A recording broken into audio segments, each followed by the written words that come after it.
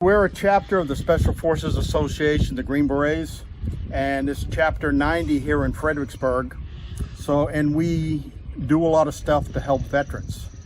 This is our 16th golf tournament that we have every spring, and we use a lot of it to help homes for veterans, different organizations. We change every year, but we also have a scholarship fund for dependents of veterans.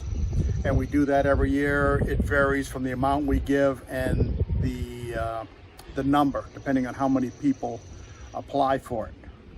Well, it's so many of us, and where everyone can say thank you for your service. You guys are taking that a step further.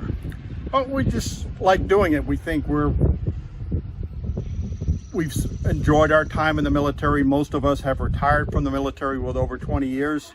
And we like getting together again. We were really a close-knit group in the military. Yeah. We're a little bit different from the rest of the military. Some say a little too strange, but we've always been the units that they have when no one else will do it or no one else can do it. They always send us. And usually we're in places where most people wouldn't want to go. All over the world, we've deployed. A lot of my time was spent in Europe during the Cold War. I spent time in Africa, Panama, all over the place. And other people have gone to other places. We go to a lot of places where you're not going to find tourists. And we train foreign militaries. Our job is we're sort of like teachers. We go to foreign areas where there may be something going on, and we will train their military or their civilians. One of our major functions is when a conflict happens, we go in behind enemy lines, train the locals to conduct a force. One 12-man team will train a 600-man guerrilla force. Wow. To work against whatever the oppressing nation is. So that's our primary job. We also do counterterrorism, security, surveillance, and all sorts of other jobs. Interesting. And I was lucky enough, I spent 6 years in West Berlin. It's declassified now, but Special Forces was in there from 1952 to 1990 as a clandestine unit. The job was when the Russians attacked, the Soviet bloc attacked, we would just cause a lot of trouble.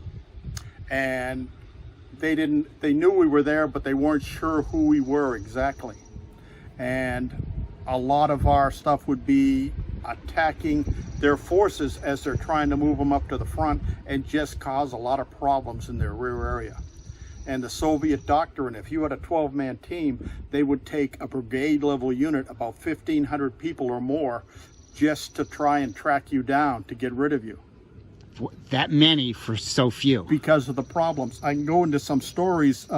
This is before I got to Berlin. They had the Allied ball where the Russians, the French, the British, and the Americans, because Berlin, until the wall fell, was still an occupied city. Yeah. The military had more pull than the political elements there. And at one of the balls, the American commander introduced the dead aid commander to the Soviet commander, the group of Soviet forces, Germany. And the first thing he said is, "You're not here to kidnap me, are you?" And then later he said, you got the guys that are really going to cause me a lot of problems. So that even they were worried about it. So they used to keep track of us whenever we moved around. But that's happening. It has happened all over the world. We've had special units like that doing that stuff. So we're a force multiplier. And the golf tournament, like I said, this is our 16th golf tournament. We've done used all the money. We don't keep any of it at all. It goes into the scholarship fund. It goes into homes for heroes, Purple Heart homes, all different type things. One of our people we're given to this year is out west, I think in Idaho. It's an SF soldier has a horse farm, and he takes wounded veterans out there and gets them working with the horses, used to riding the horses to get them back so they come back to society. But you got to be a lot of pride with what you guys do. Yes, I'm very proud of everything I've done. And everything I hear, I think everyone here is very proud of what they've done. And they think of their service very highly. And we're still trying to help the other people that are other veterans. That's the great thing about this, that you've done your time, and you want to continue to help those that may need some help. Back, correct. Boy, the stories that are out on this course today, and you've just told a couple of them. And these are just my own personal stories. So everybody has their.